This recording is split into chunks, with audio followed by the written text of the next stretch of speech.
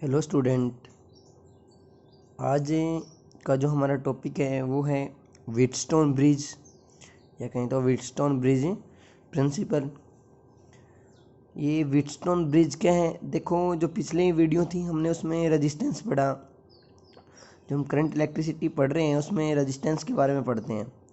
ठीक है, तो कई बार हमारे पास क्या होता है कि कुछ ऐसे मेटल होती है जिनका रेजिस्टेंस हमें पता नहीं होता, तो उनका रेजिस्टेंस को जानने के लिए हमें व्हीटस्टोन का यूज करते हैं। ठीक है, तो देखो हम इसको क्या लिखते हैं। It is use for unknown resistance. ठीक है, किसी अननोन रेजिस्टेंस को जानने के लिए हम इसका यूज करते हैं। देखो हमारे पास क्या होता है, इसमें हमारे पास 4 रेजिस्टेंस होते हैं। ठीक है, जिनमें से हमें 3 की वैल्यू पता होती हैं, तो किसी भी एक जो चौथा है उसकी वैल्यू हमें फाइंड आउट नहीं कर सकते हैं। ठीक है, किन्हीं भी 3 की वैल्यू अगर पता हो तो हम फोर्थ की वैल्यू फाइंड आउट कर लेंगे। देखो यहाँ पे हमने इनको 4 रेजिस्टेंस को P Q R S resistance है, जिनकी value P Q R S resistance value है, उनको अरेंज किया है इन ए फॉर्म ऑफ ब्रिज या एक पैरेललोग्राम की फॉर्म में कहीं।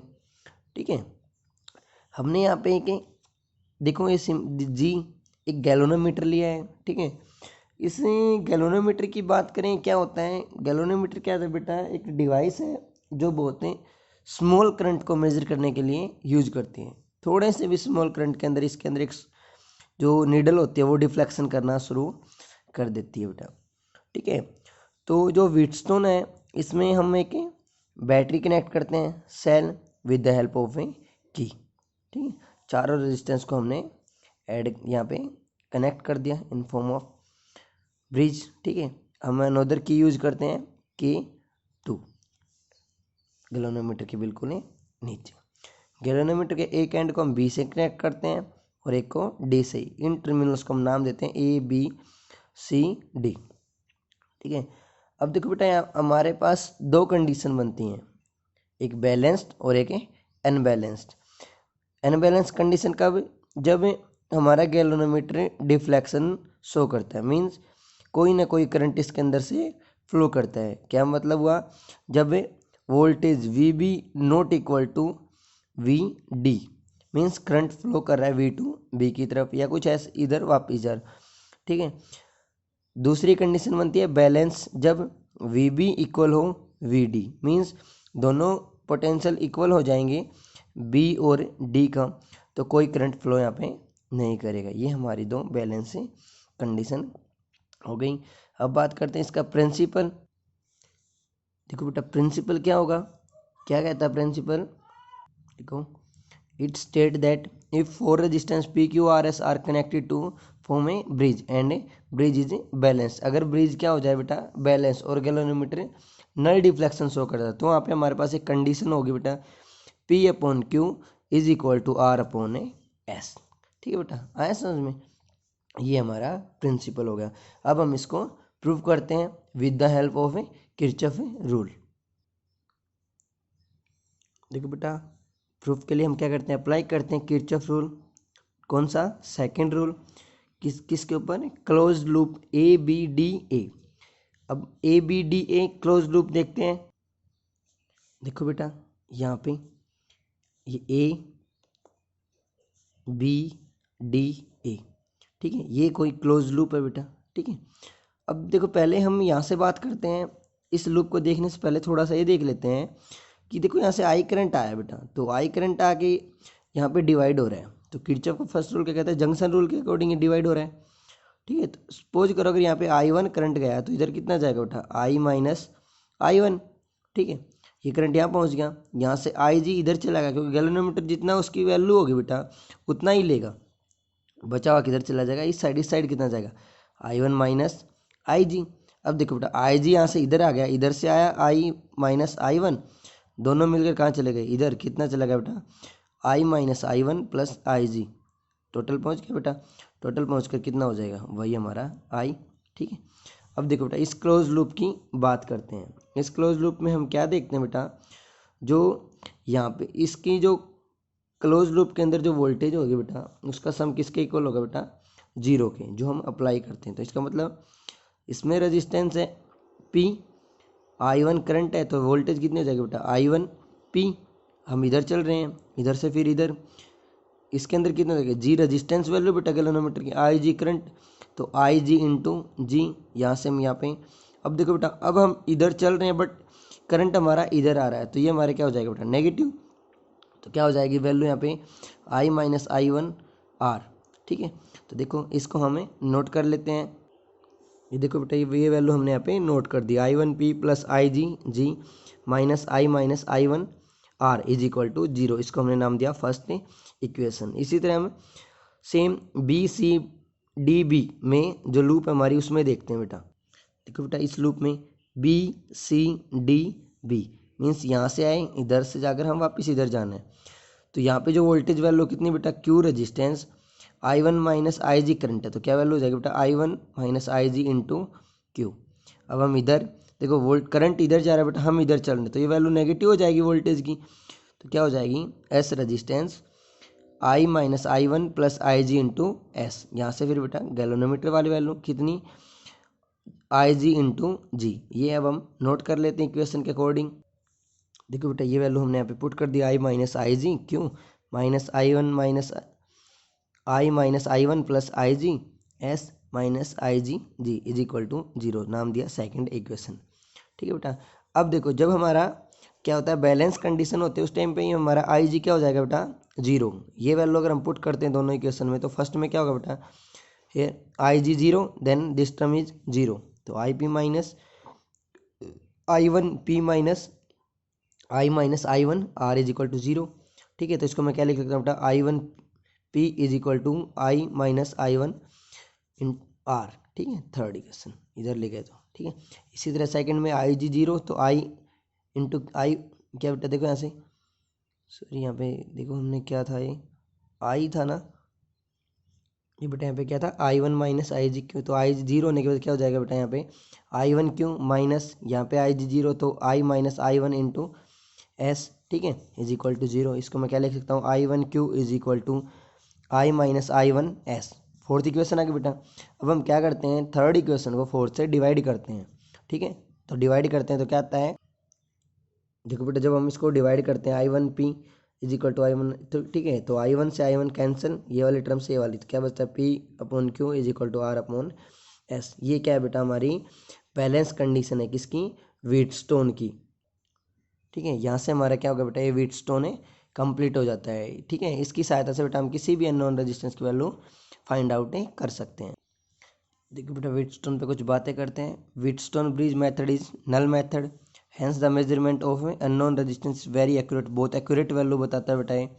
दूसरा, Wheatstone bridge method remain unaffected by internal resistance, और इंटरनल रेजिस्टेंस होंगे बेटा सोर्स वगैरह के, उनसे अफेक्टेड है नहीं होता, और गैल्वेनोमीटर के रेजिस्टेंस से। अगला, Wheatstone bridge become very sensitive when resistance in all the four arm of bridge are almost same। बहुत सेंसिटिव हो जाएगा बेटा उस कंडीशन जब चारों रेजिस्टेंस क्या हो सेम।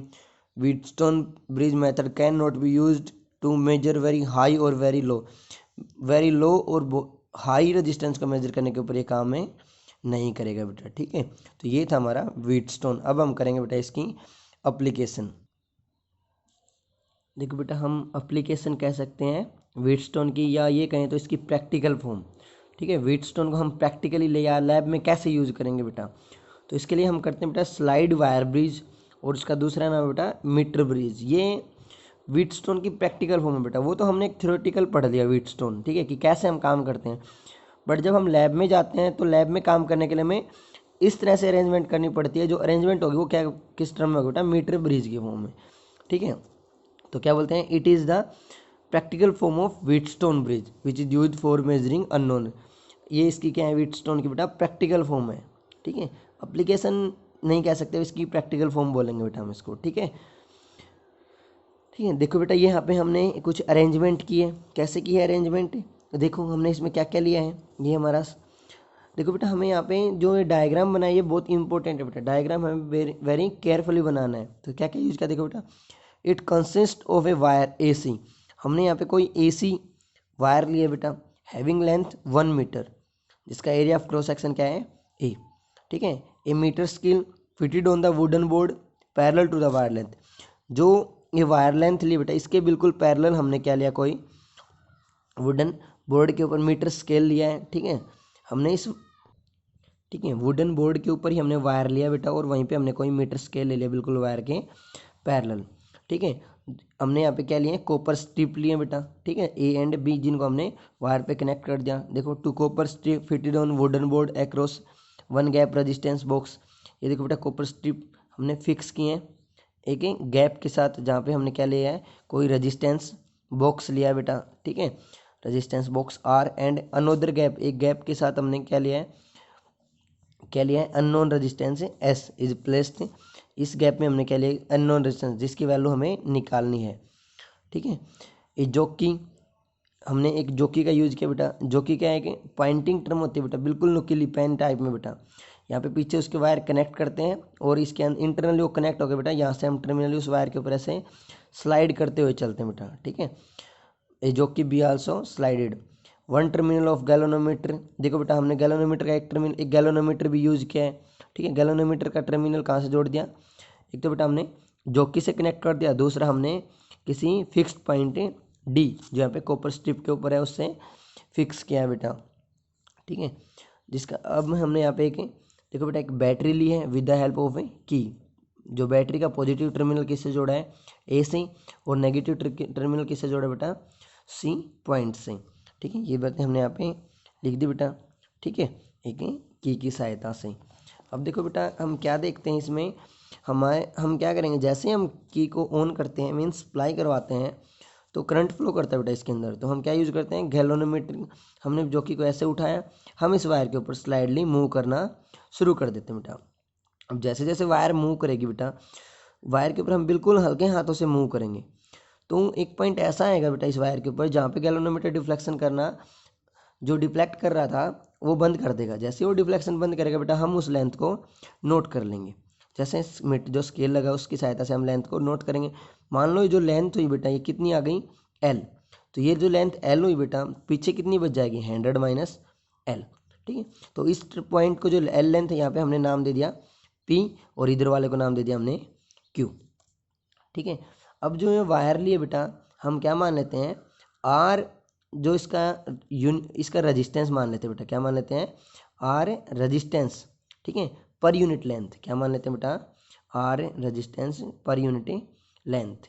ठीक है, देखो बेटा, यहाँ पे हमने लेंथ जो ए बी आर्म बनी, वो हमने क्या मान ली, लेंथ एल सेंटीमीटर, और बची हुई बी सी कितनी बची बेटा, 100 माइनस एल। तो व्हीटस्टोन की बैलेंस कंडीशन क्या कहती है बेटा, P by Q is equal to R by S.